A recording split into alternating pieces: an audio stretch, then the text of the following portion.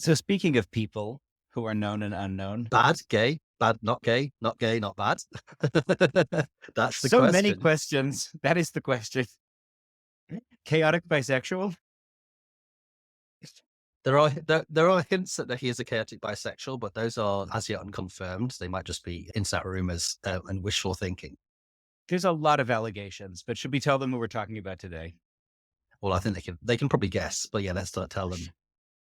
We're talking about Luigi Mangione, who is the man who allegedly shot and murdered Brian Thompson, who is the CEO of United Healthcare. So let's address the elephant in the room. It is a serious issue. It's a alleged murder. Well, it is a murder. He is the alleged murderer. For those who haven't been following the news in recent weeks, there was a shooting in Midtown Manhattan, right at 6:40 a.m. one morning, of the CEO of United Healthcare, which is one of the major insurance providers in the United States. As he was entering a shareholders meeting, a masked gunman arrived behind him, armed with a gun with a silencer, and shot him sort of execution style in the street and disappeared, seemingly off radar. Took an electric bike, disappeared in Central Park, and then for the next 5 or 6 days, there was a manhunt for this person. And the police have arrested someone, a suspect in Altoona, Pennsylvania, who was spotted by someone who worked at a McDonald's. Is that right? Yes. Or maybe just a guest at the McDonald's. I'm not sure whether it was a client or an employee. That's been kind of unclear. Okay.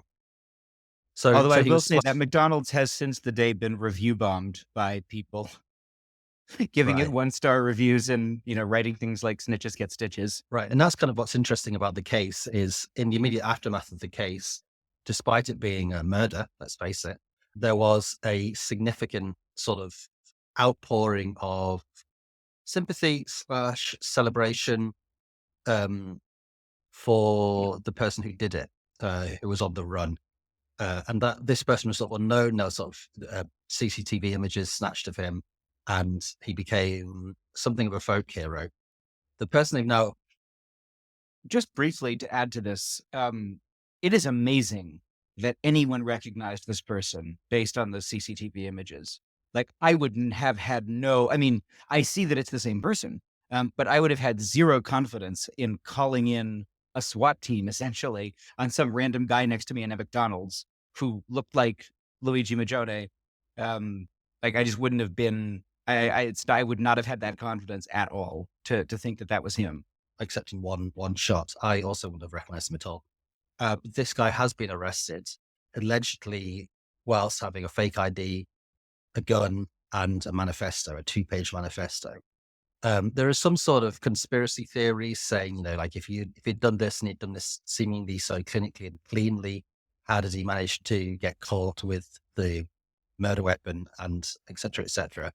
Which I know I can see why that's a popular conspiracy theory, but at the same time, when he was being taken into the police station, he was shouting stuff that did seem to suggest that he was the person. He's pleaded not guilty, and he's being extradited from from Pennsylvania to New York City, or they're attempting to extradite him. He's fighting the extradition. I didn't realize that about the US, that you had to be extradited from states. Yeah, most crimes are violations of state law. So he will be prosecuted in the state of New York, and the case will likely be the state of New York versus Luigi Mangione. So that seems to be the case, as we know it so far, as of recording.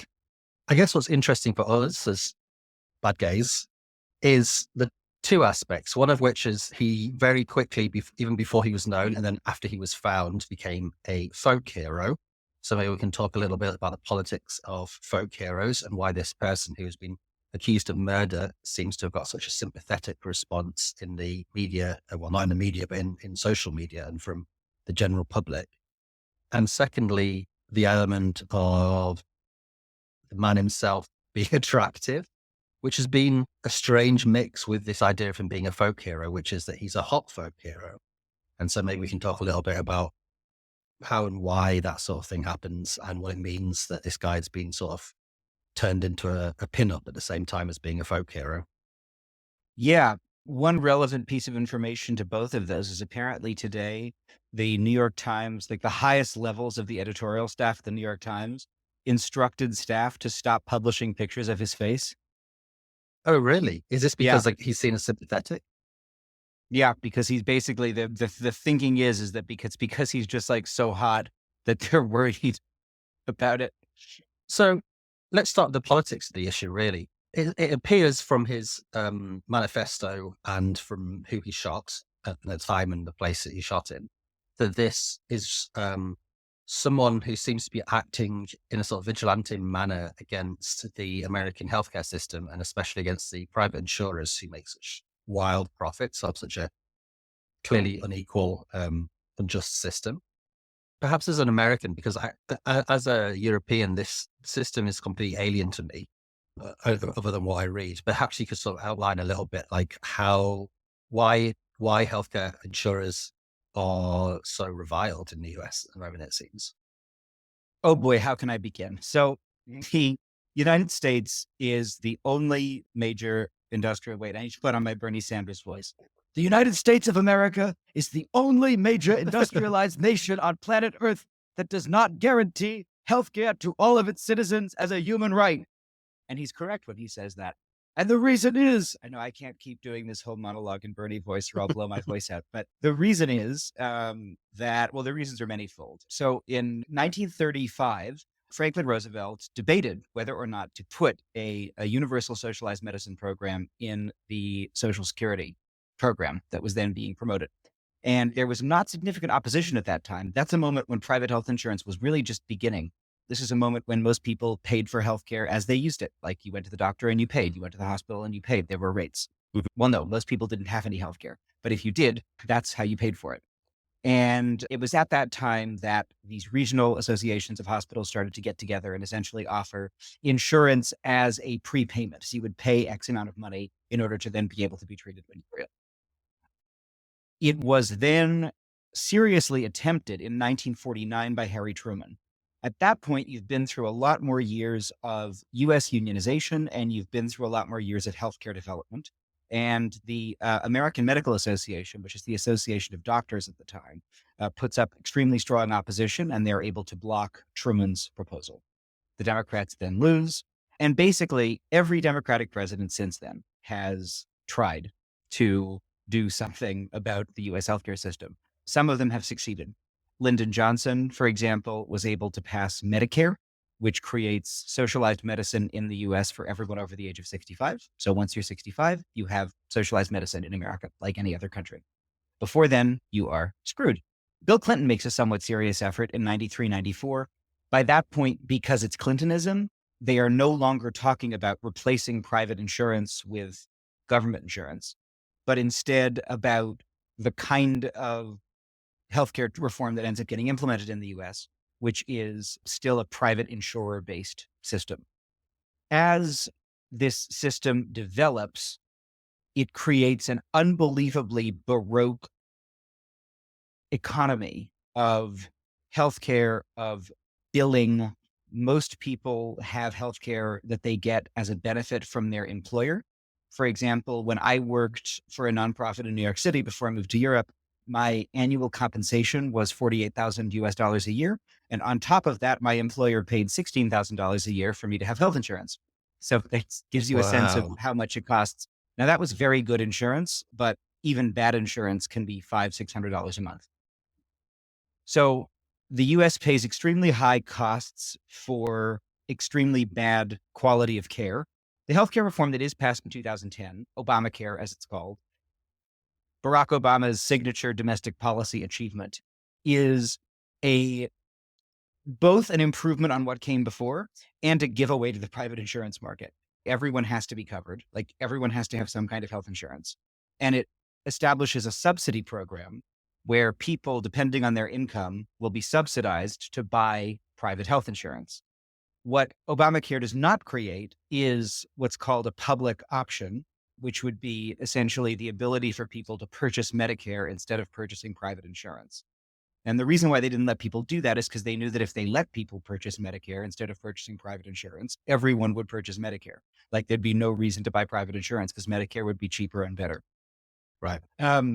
So there's all of these healthcare plans. It used to be that there were many more people who are totally uninsured than they are now. But everyone has these healthcare plans. If you buy insurance for yourself, if you don't receive it as an employer benefit, you have to purchase it in one of these unbelievably complicated healthcare marketplaces. And there's certain times of the year when you can do it. Um, it's the kind of thing that, like, policy wonks assume people are going to love. Like, oh, and then people can log onto the website and compare the Yeah. benefits of a bronze plan with Choice. a $300 deductible versus a silver plan with a, blah, blah, blah. The thing about private health insurance is that inserting profit into the delivery of health insurance in that way is something that literally has zero benefit. It makes everything more expensive and worse. And private health insurers are parasites essentially on the American people and on the actual delivery of healthcare. And what this means is that a lot of these plans, you could be paying $400 or $500 a month to have health insurance, but then you could still have a lot of claims be denied. You could have a heart attack and go to the hospital and find out after the fact that actually the ambulance was out of network. So you suddenly owe thousands of dollars for the ambulance that took you to the hospital. Oh, and by the way, the anesthesiologist was out of network. So you also owe $3,000-$4,000 for that. Oh, and by the way, we've actually denied your claim on being treated in the ER for a heart attack because was that heart attack really medically necessary? So the system is just profoundly alienating and evil. And the US continues to be one of the only major countries in the world where bankruptcy, because of healthcare costs, is one of the common causes of bankruptcy. Right. Very few people in Europe, if anyone in Europe has ever bankrupted because of healthcare But costs. it's astonishing. And United And the Healthcare is known to be one of the very worst of the insurers in this very bad system. United Healthcare is infamous for denying claims. People have been sharing their United Healthcare horror stories in the days since all this happened. There was one woman who received a letter informing her that her health insurance would not cover the birth of her child because United Healthcare had decided that giving birth was not a medical necessity. There was a disability activist in Colorado who had been denied $2,000 worth of cold medication and because of that died. There are people who have been denied parts of wheelchairs, like they're just infamous for denying care. And actually recently they introduced an AI that was supposed to help them decide whether or not they should cover your health claims. And allegedly their AI has a 90% error rate and they're using it anyway. wow. Okay. So yeah, a catalogue of human misfortune. And I guess this is why then in the aftermath of this executive's death, there's been like something close to sort of support for the guy who did it. And I think that's got really interesting historical precedents. The idea of like this single lone figure becoming, the term we used earlier was like a folk hero. It's this massive sort of injustice of the American healthcare system, which is vastly over expensive and delivers a poor quality of care for the cost. And they can leave you sort of, even with your best will in the world and you're trying to navigate it and do the right thing, can leave you completely bankrupt and destitute and can destroy your life, if not kill you. Which is not an ideal conclusion for entering a healthcare system. So that's this injustice is really the reason why there's been such a massive groundswell of like, I guess, support for this guy. We said earlier he's been turned into a folk hero. I guess what's interesting is how do you then like specify this political action? Because I will say from the start, I'm a Quaker, and raised a Quaker, and obviously violence and the taking of human life, I think, is not a solution to problems. I'm opposed to murder in any circumstances. But also, I have to say, as a Quaker, there's a sort of important part of Quaker teaching around sort of peace testimony that is that peace is not actually just an absence of violence or an absence of war. It's the presence of justice. And what's going on at the moment is a deep injustice that is the cause of that violence. You know, like the violence doesn't spring from evil. It springs from a deep sense of grievance and injustice, which also results in a lot of death. And the violence isn't just something that individuals do to each other, but that individuals do within systems. And the healthcare system in the US seems to be an extremely violent and unjust system that leaves people dead in search of profit. It's a hugely, it's the most, it's the richest country in the entire world. And yet it still, as a political choice, decides not to provide its citizens with healthcare as a right and to let citizens who didn't die purely because to save them would cut down on profits, would destroy a system of profit.